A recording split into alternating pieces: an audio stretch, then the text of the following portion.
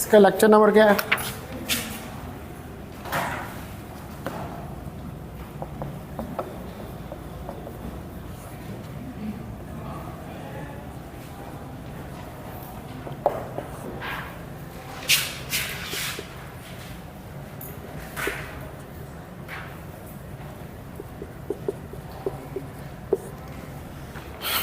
अच्छा, कल जो मैंने वो एंटी यैग लेज़र जो है उसको स्टार्ट किया हुआ था और शायद आपको मैंने उसकी कंस्ट्रक्शन तक जो है वो पढ़ा दिया था। तो एंटी यैग लेज़र आज हमने इसकी जो है वो वर्किंग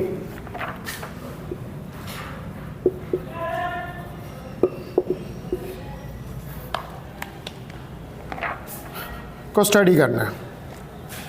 तो सबसे पहले तो इसकी हम बनाते हैं एनर्जी लेवल डायग्राम, ठीक है जी। और हमें क्या पता कि ये कौन सा सिस्टम है?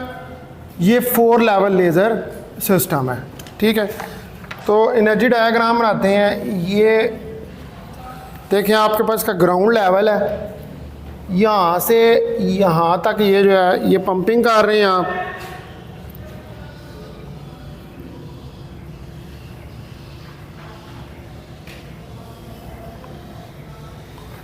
ये आ जाएगा, ठीक है, एक बैंड। तो इधर से इधर तक आपने इसकी पंप किया इसको, ठीक है। ये यहाँ पर जो आ रहा है ये पंप बैंड है, पंप बैंड।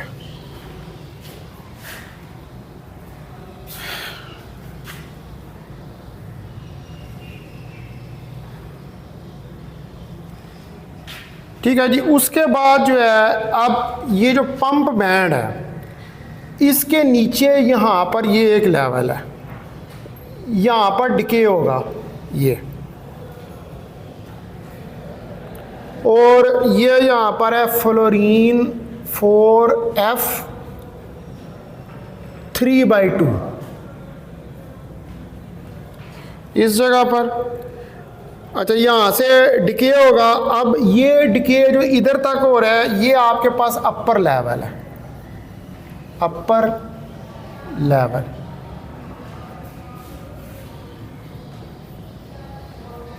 ये अपर लेवल है, ठीक है। अब इसके नीचे एक यहाँ पर इस जगह पर ये यहाँ पर एक लोअर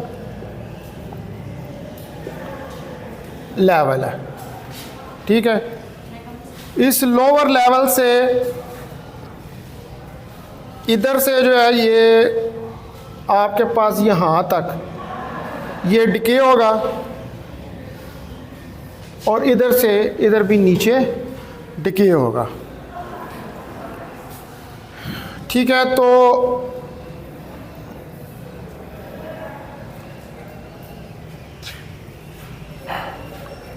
ये एनर्जी के मुख्तलिफ बैंड्स आ रहे हैं यहाँ इसके अंदर, ठीक है। वो एनर्जी के मुख्तलिफ रेंजेस हैं। अच्छा, यहाँ पर अब ये वाला बैंड जो है ये जो लोअर लेवल के ऊपर आ रहा है ये है I411/2, ये वाला जो है I411 इमोडियम 411/2 के बराबर है। और ये पॉइंट जो आ रहा है ये आ रहा है जो ग्राउंड लेवल के ऊपर आ रहा है, ये आ रहा है I49/2, ये भी इमोडियम है जो कि ग्राउंड लेवल के ऊपर है। अब इस तरफ ये सारी जो है ना ये एनर्जी है, ये क्या है? ये एनर्जी के यहाँ से आपने इसको पंप किया और ये एनर्जी है। और ये जो आपके पास यहाँ पर ये वाला है ये क्या? ये ग्राउंड लेवल है। तो ये क्या है? ये एनर्जी लेवल डायग्राम है एंटी यैग लेजर की, ठीक है जी।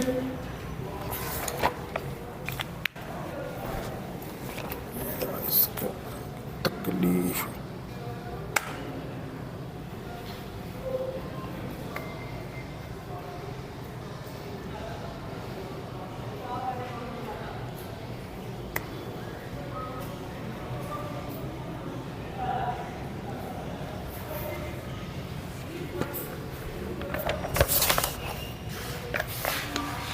ठीक है, अब ये ग्राउंड लेवल है, ये लोअर लेवल है, ये अपर लेवल है और ये हायर लेवल है। अब आपको 4 लेवल लेज़र जो है उसके मैकेनिज्म का पता है कि 4 लेवल लेज़र के अंदर इनके दरमियान में लेजिंग जो है उसने होना है। ठीक है, ये 2 लेवल्स जो हैं इनके दरमियान में लेजिंग जो है वो होगी, यानी कि जो लेज़र एक्शन है वो इन 2 के दरमियान में होगा, लेज़र एक्शन। अब यहाँ पर जो लेज़र निकलेगी ये 1064 नैनोमीटर वेवलेंथ की जो है लेज़र वो निकलेगी।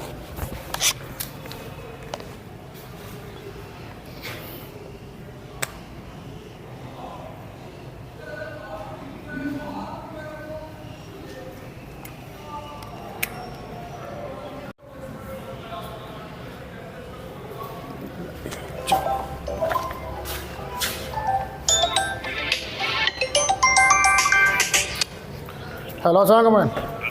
हाँ जी, अच्छा चलो ठीक है, ठीक है, ठीक हो गया, ठीक, चलो ठीक है, सही है, ठीक है, ओके।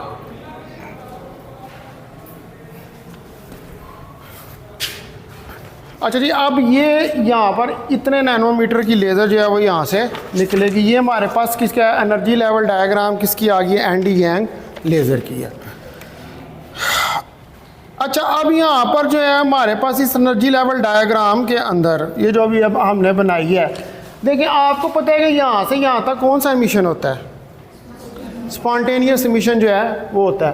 फिर उसके बाद यहाँ से यहाँ तक जो है वो स्टिमुलेटेड एमिशन होना है, इसको कहते हैं नॉन रेडिएटिव डिके। ठीक है, इसको कहते हैं रेडिएटिव डिके। और उसके बाद फिर इस तरफ जो है वो नॉन रेडिएटिव डिके नहीं होना है। ठीक है, तो बेसिकली लेज़र जो है वो इन 2 के दरमियान में प्रोड्यूस हो रही है। और आपने पंपिंग जो है इस ग्राउंड लेवल से लेकर इस चौथे लेवल तक आपने इसको पंप किया, इसलिए हम कहते हैं कि ये 4 लेवल लेज़र है। ठीक है,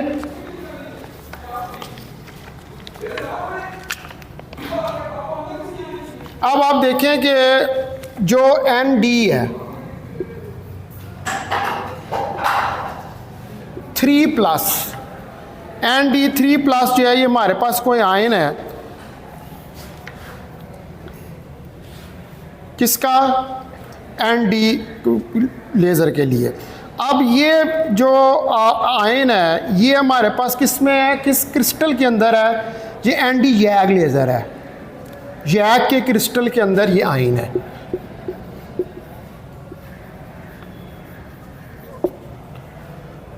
आपको इस बात का पता है कि जब लेज़र जो है वो प्रोड्यूस होती है तो उसके अंदर आपको एक्टिव मीडियम चाहिए होता है, और उस एक्टिव मीडियम को एक्टिव करने के लिए भी आपको एजेंट जो है उसकी ज़रूरत होती है।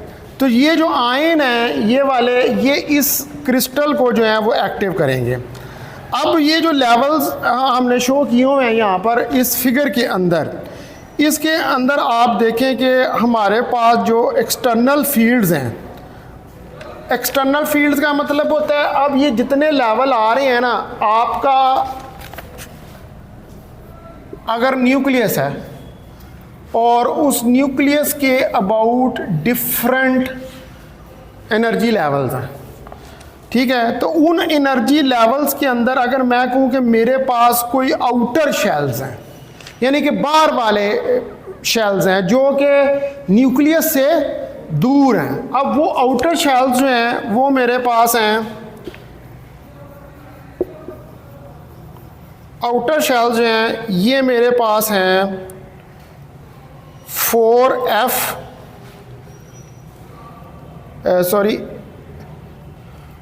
5D और 6S, ये आउटर शेल्स हैं। ये SPD ये शेल्स होते हैं, SPDEF। ठीक है, ये सारे शेल्स होते हैं। इसके अलावा हमारे पास इनर शेल जो है वो है हमारे पास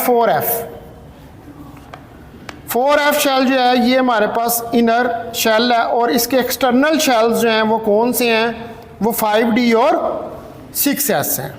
तो इसके रिजल्ट के अंदर जो लोअर लेवल्स हैं वो बहुत नैरो हैं।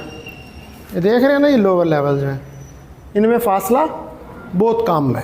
ठीक है, तो lower levels of energy are very narrow.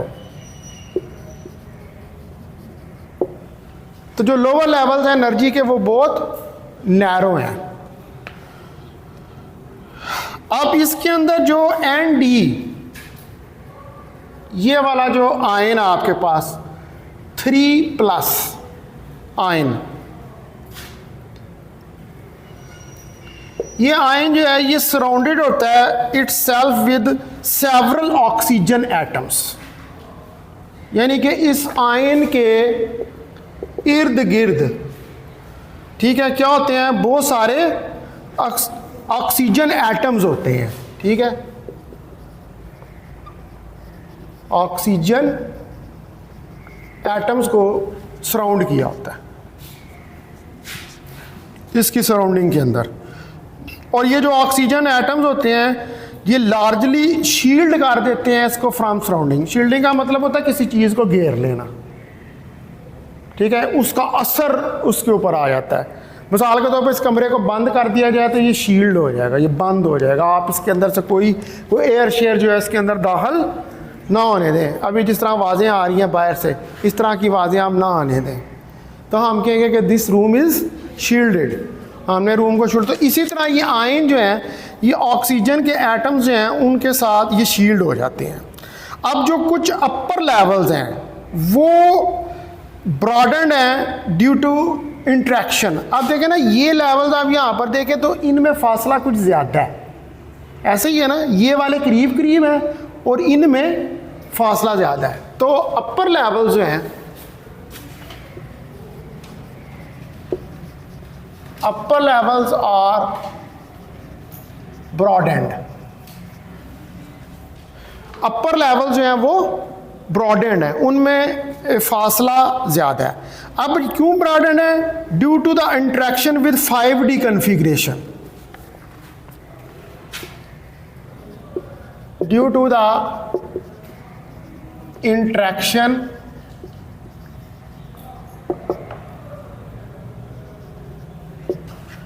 with 5D configuration. ये अगर आपने शायद एटॉमिक एंड मॉलिक्यूलर फिजिक्स का कोर्स पढ़ा हुआ है ना, ये उसके अंदर सारी कन्फिग्रेशन आती हैं। ठीक है, तो मैं ये ज़ूम कर रहा हूँ कि आपके पास उसका नॉलेज है, आपको पता है कि ये किस तरह, वो उसमें हुंड्स रूल होता है, जो वो पूरी कन्फिग्रेशन बनाते हैं, फिर उसके ऊपर क्रॉस लगाते हैं, फिर वो आपसे बनता है कि हर एक जो एलिमेंट है उसकी क्या कन्फिग्रेशन बनती है। अच्छा, अब 5D जो है, 5D जो है ये बेसिकली जो है ये आउटर है। ठीक है, आउटर है, तो बाहर वाले लेवल्स है ना, तो ये ब्रॉडेंड है, तो ये आउटर के साथ इंटरेक्ट कर रहा है। अब लेज़र ऑसिलेशन जो है वो अकर करती हैं कहाँ से? इस लेवल से, इस लेवल से अकर करती हैं कहाँ तक? ग्राउंड लेवल तक। यही कर रहा है ना, इसके दरमियान में ऑसिलेशन जो है वो हो रही है 4F3 से लेकर I49/2 तक। यहाँ से आपने पंप किया तो यहाँ तक ले गए, ये पंपिंग किया आपने। अब इधर इनके दरमियान में ऑसिलेशंस जो हैं वो हो रही हैं, यानी कि लेज़र ऑसिलेशंस जो हैं, लेज़र ऑसिलेशंस अकर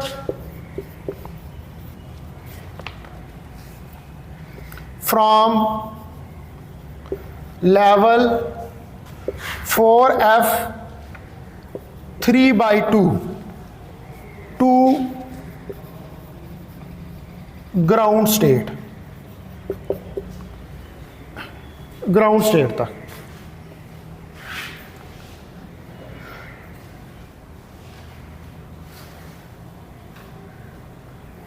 ठीक है जी, उस लेवल से, इस लेवल से लेकर इधर तक ग्राउंड स्टेट तक जो है वो लेज़र ऑसिलेशंस हो रही हैं।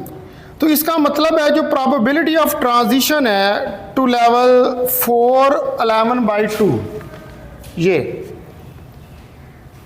इधर से लेकर इधर तक। अब इधर तक नॉन रेडिएटिव डिके होना है और इधर से इधर तक रेडिएटिव डिके होना है। अब यहाँ से यहाँ तक जो प्रोबेबिलिटी है ट्रांजिशन की, तो इस केस के अंदर जब इसने यहाँ से यहाँ तक आना है तो आपके पास थर्मल इक्विलिब्रियम होना चाहिए। थर्मल इक्विलिब्रियम का मतलब है कि जब इसने इधर से इधर ट्रांजिट करनी है, ट्रांजिशन करनी है, तो ये थर्मल इक्विलिब्रियम में होना चाहिए, इसका टेम्परेचर जो है वो चेंज नहीं होना चाहिए। तो जो एनी पॉपुलेशन है इस लेवल के अंदर 4f3/2 के अंदर, अब इसके अंदर जारी बात आपने यहाँ से एटम्स को पंप किया है, पंप करके वो इस पंप्ड लेवल के अंदर चले गए हैं, यहाँ से वो स्पॉन्टेनियसली डिके किए हैं। डिके करने के बाद यहाँ पर आकर इस लेवल के अंदर नंबर ऑफ एटम्स जो है वो इस लेवल से बढ़ गए। ठीक है, मतलब है कि यहाँ पर पॉपुलेशन ज़्यादा हो गई है। तो जब यहाँ पर पॉपुलेशन ज़्यादा हो गई है तो इसका मतलब है कि पॉपुलेशन इन्वर्जन जो है वो अकर कर गई है। यानी कि जब एटम्स इससे नीचे की तरफ आते हैं इस लेवल से, तो इस लेवल में नंबर ऑफ एटम्स ज़्यादा हो जाते हैं इस लेवल से, तो क्या अकर कर जाती है? Population inversion. और जब पॉपुलेशन इन्वर्जन जो है वो अकर करती है तो उसके नतीजे में लेज़र की ट्रांजिशन होती है। ठीक है, यानी कि लेज़र जो है वो पैदा होना शुरू हो जाती है। तो आप ये कह सकते हैं कि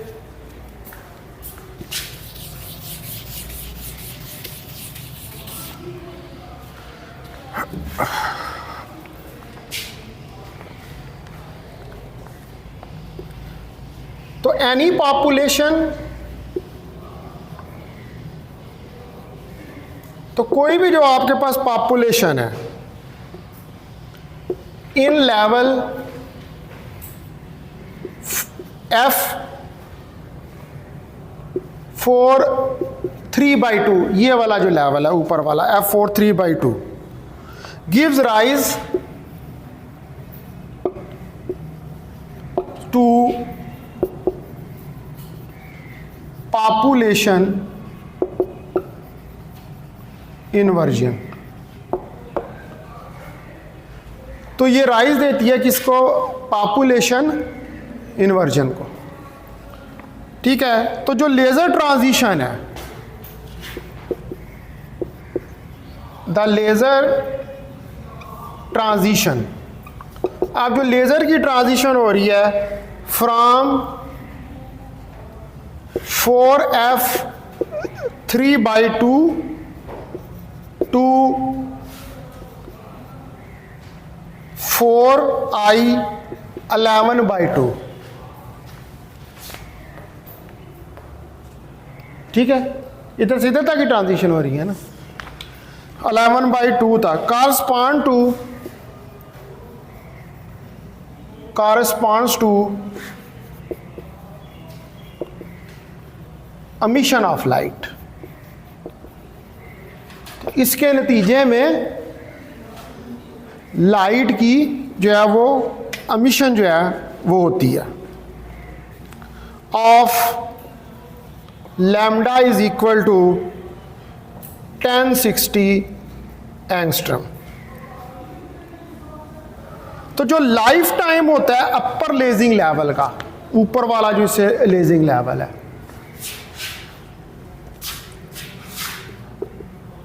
the life time of upper lazing level, तो जो लाइफ टाइम है आपके पास अपर लेजिंग लेवल का वो होता है 0.23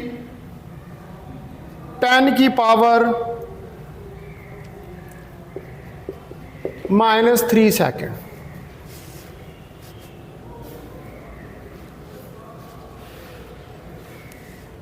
ठीक है, और जो ट्रांजिशन होती है 4i11/2 से लोवेस्ट लेवल, ये किस वजह से होती है? यानी कि इससे जो नीचे की तरफ ट्रांजिशन होती है, ये ट्रांजिशन एक्चुअली होती है नॉन रेडिएटिव डिके की वजह से। ठीक है ना, 4 लेवल आपने पढ़ी हुई है, F4 लेवल ही है, ये वही है। ये ट्रांजिशन किसके नतीजे में होती है? It is due to non radiative decay. तो जो ट्रांजिशन है the transition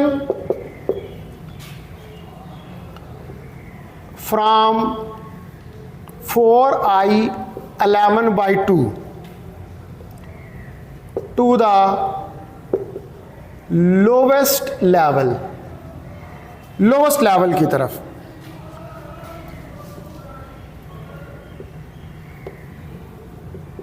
takes place due to non-radiative decay। तो ये नॉन रेडिएटिव डिके की वजह से जो है वो टेक प्लेस होती है। इस किताब को बंद कर दो और नोट करो इसे।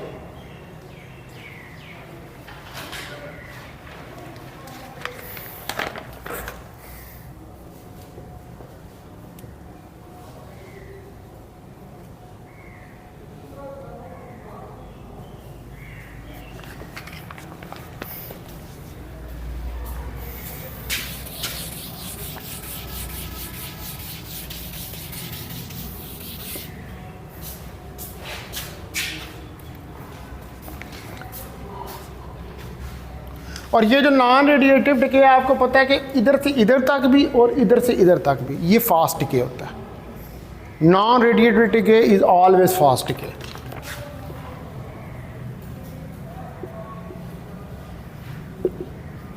Non radiative decay is always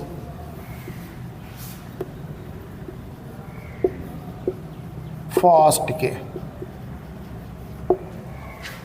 तो नॉन रेडिएटिव डिके जो होता है ये हमेशा फास्ट डिके होता है। अब इसकी जो है हमारे पास एप्लीकेशंस, ये मैंने अब आपको इसकी वर्किंग,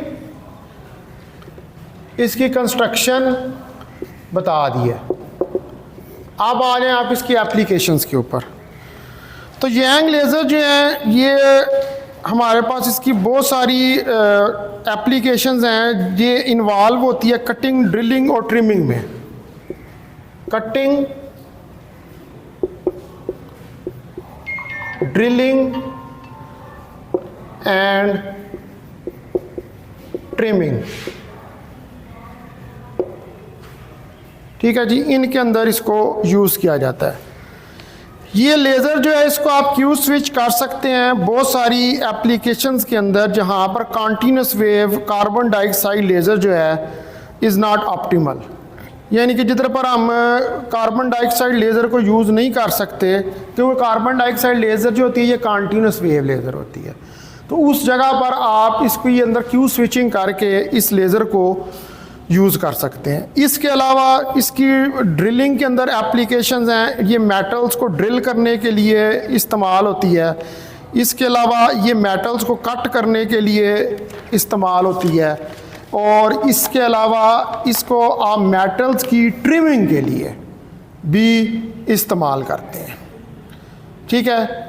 तो यानी कि इसकी ज़्यादा जो प्रॉपर्टीज़ हैं वो हैं मेटल्स के हवाले से, यानी कि बेसिकली ये एक इंटेंस, हाई इंटेंस लेज़र होती है, जिसकी वजह से ये कटिंग, ड्रिलिंग और ट्रिमिंग के अंदर आप इसको इस्तेमाल करते हैं।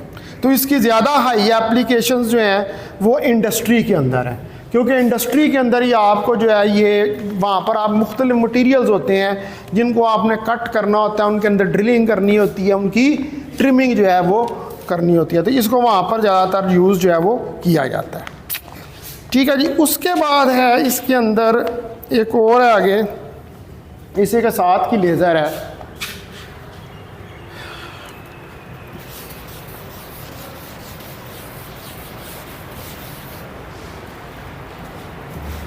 उसको हम कहते हैं ND glass laser.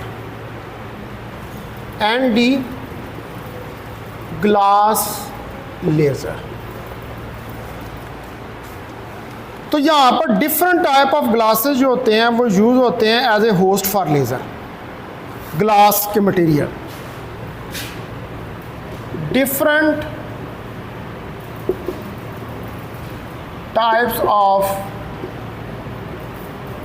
glasses are used as host for laser. तो इनमें से कुछ ग्लासेस जो होते हैं वो फॉस्फेट के होते हैं और सिलिका के होते हैं। कुछ ग्लासेस जो बने होते हैं किसके, फॉस्फेट एंड सिलिका, इनके ये ग्लासेस बने होते हैं। एक ग्लास फाइबर जो होता है उसको डोप किया जाता है इब्रियम आयंस के साथ और फिर उसको यूज़ किया जाता है एज एन एम्पलीफायर। यानी कि जो ग्लास का फाइबर है, glass fibre is doped with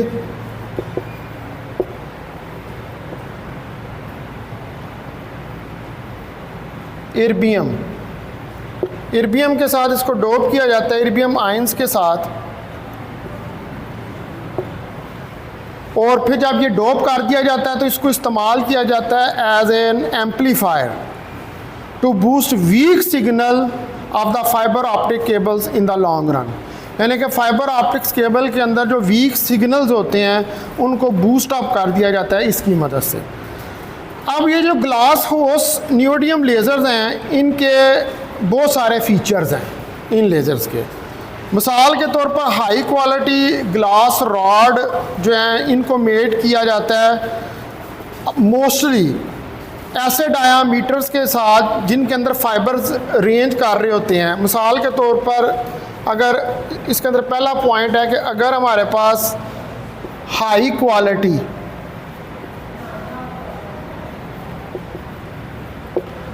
ठीक है, हमारे पास हाई क्वालिटी जो है वो ग्लास रॉड है,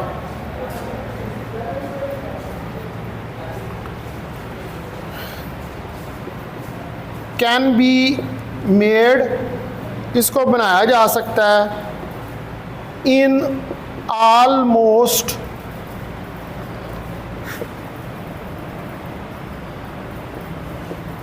एनी डायामीटर, किसी भी डायामीटर के साथ, रेंजिंग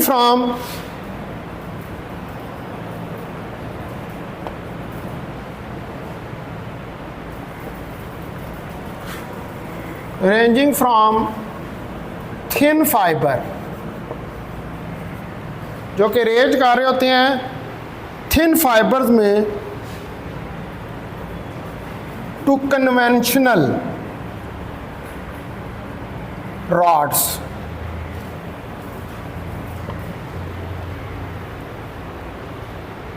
ठीक है, यानी कि उनकी रेंज थिन फाइबर से लेकर कन्वेंशनल रॉड्स तक होती है। और कन्वेंशनल रॉड्स का मतलब होता है कि वो रॉड जो है वो फाइबर की नहीं बनी हुई हैं।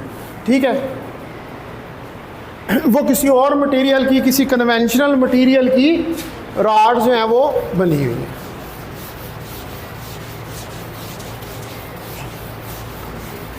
That was the first point. No, अब इसके अंदर सेकंड ये है कि ये जो ग्लास मटेरियल्स होते हैं ये ऑप्टिकली होमोजीनियस होते हैं। क्या होते हैं? ऑप्टिकली, यानी कि ऑप्टिकल प्रॉपर्टीज़ जो होती हैं वो इनकी एक जैसी होती हैं। और ये जब इनमें डोपिंग की जाती है हायर कंसंट्रेशन ऑफ इम्प्योरिटीज़ की, तो फिर इनकी प्रॉपर्टीज़ जो हैं इन मटेरियल्स की वो चेंज होती हैं। ठीक है, तो नंबर 2 पॉइंट है कि ग्लास मटेरियल्स, ठीक है, जो ग्लास मटेरियल्स हैं और ऑप्टिकली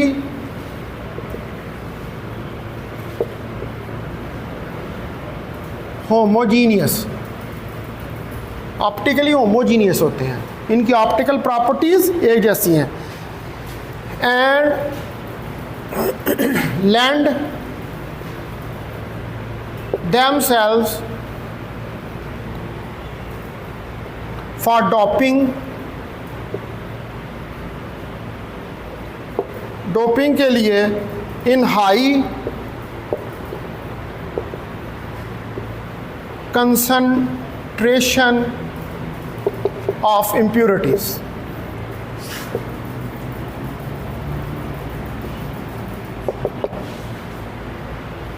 ठीक है, और इनमें आप हाई कंसंट्रेशन की इम्प्योरिटीज़ जो हैं उनके साथ इनको क्या कर सकते हैं, आप डोप कर सकते हैं, इनके अंदर डोपिंग कर सकते हैं।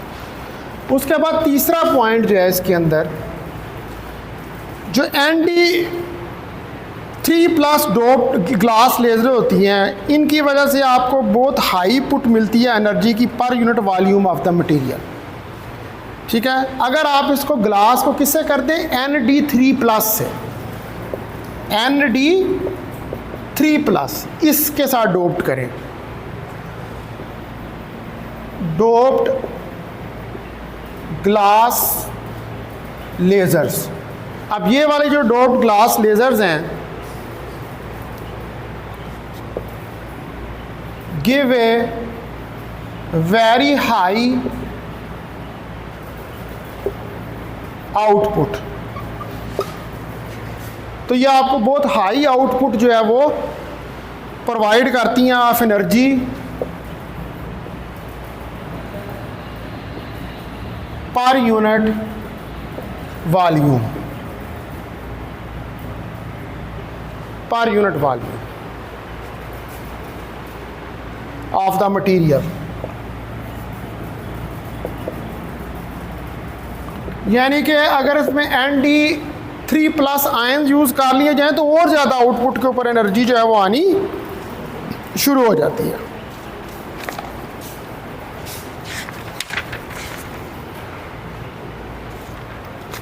अब इसकी जो वर्किंग है और कंस्ट्रक्शन,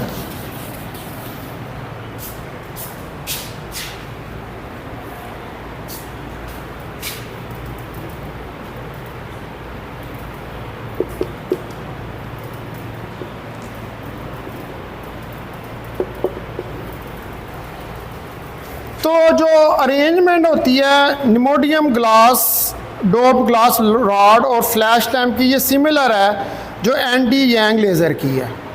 एंडी यांग लेज़र की आपने पढ़ी है ना पीछे, जो कंस्ट्रक्शन थी, ये वाली फिगर मैंने बनाई थी, ये सिमिलर इसकी यही फिगर बनती है।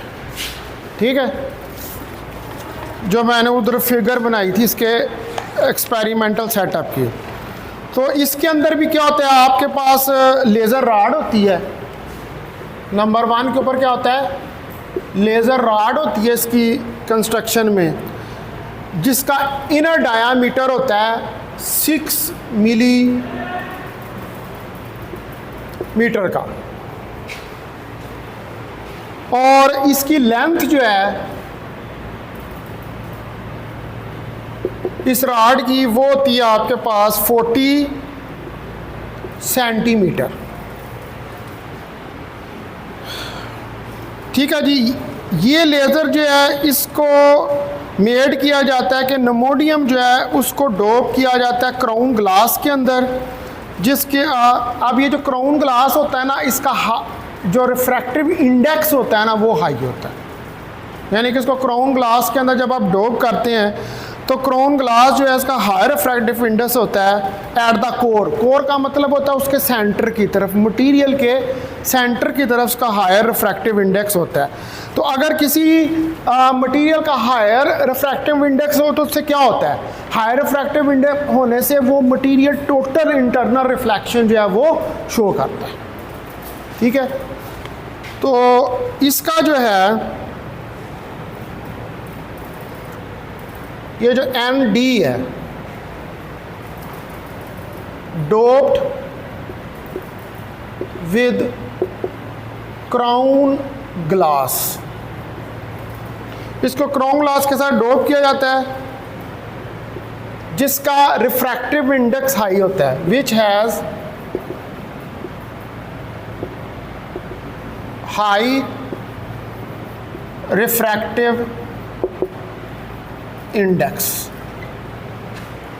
ठीक है जी, जिसका क्या होता है हाई। अगर हाई मटेरियल का रिफ्रैक्टिव इंडेक्स हो तो फिर क्या होता है, कोर के ऊपर,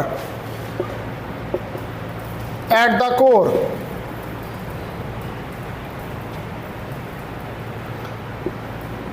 देन एट सरफेस। सरफेस की बजाय अंदरूनी हिस्से के ऊपर उसका रिफ्रैक्टिव इंडेक्स ज़्यादा हो तो ये आपको क्या कह देता है, it will give total internal reflection. Total internal reflection.